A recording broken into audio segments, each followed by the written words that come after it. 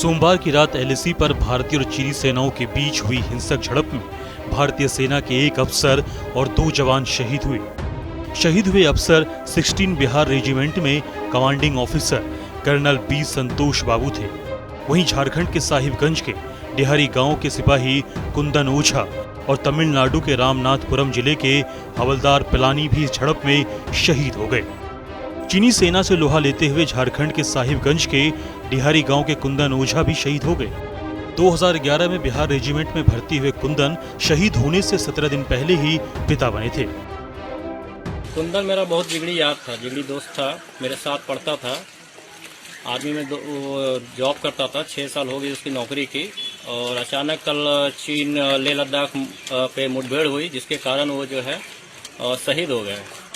और हमको जानकारी मिली तो मैं उनसे मुलाकात करने के लिए उनके परिवार वालों से आया। राज्य के मुख्यमंत्री हेमंत सोरेन ने चीनी सेनाओं के साथ झड़प में मारे गए सैनिकों के प्रति श्रद्धा सुमन अर्पित किया है।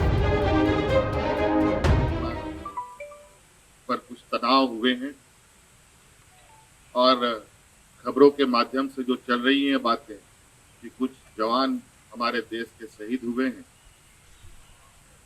पहले तो मैं उन सभी जवानों को मैं अपनी ओर से श्रद्धा सुमन अर्पित करता हूँ, सैल्यूट करता हूँ कि आज उन्होंने अपने कर्तव्यों का निर्वहन किया। और उसमें से एक जवान हमारे राज्य से ही संबंध रखता है। निश्चित रूप से मैं उस जवान के प्रति भी अपनी संवेदनाएं व्यक्त करता हूँ।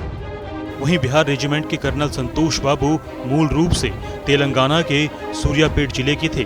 वो अपने पीछे पत्नी, बेटी बेटा और बूढ़े माँ बाप छोड़ गए हैं। हालांकि जब बहू से संतोष की मां को इसकी जानकारी मिली तो उन्होंने कहा, मैं दुखी हूं, लेकिन मुझे मेरे बेटे पर गर्व है। इस हिंसक झड़प को लेकर विदेश मंत्रालय ने भी बयान दिया है। विदेश मंत्रालय ने कहा है कि भारत ने हमेशा एलएसी का सम्मान किया और चीन को भी ऐसा ही करना चाहिए। मंत्रालय ने कहा कि एलएसी पर कल जो हुआ उससे बचा जा सकता था।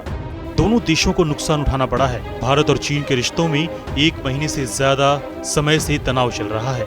लद्दाख में एलएसी के पास मई के शुरुआत से ही दोनों देशों की सेना आमने सामने है और ये तनाव 15 जून को और बढ़ गया। ब्यूरो रिपोर्ट, बिहार तक।